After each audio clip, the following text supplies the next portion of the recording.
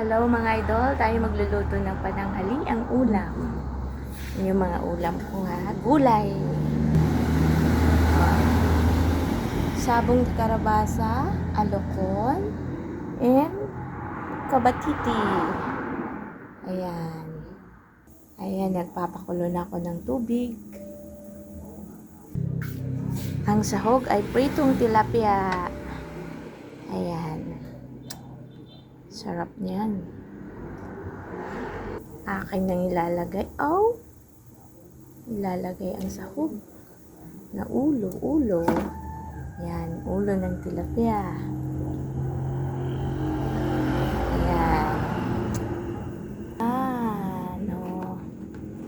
Sa paibabaw na lang natin yung mga ipos ng tilapia. Lagyan na natin yung gulay. Ayan.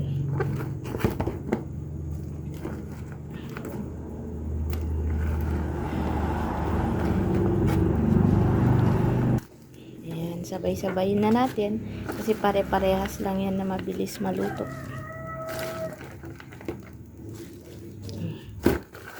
Dami.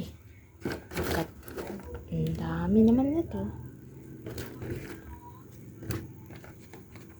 Oh. Sunod, kalabasa. Na magkasya yung aking palayok ay kaserola. Ayan. Pagkasyahin natin. Tapos mamaya, takpan na natin. Bahala na siyang maluto. Ayan, punong-puno. Ayan guys. Takpan na natin. Ayan. Ayan na nga at malapit nang maluto ang ating gulay. Wow, kasarap.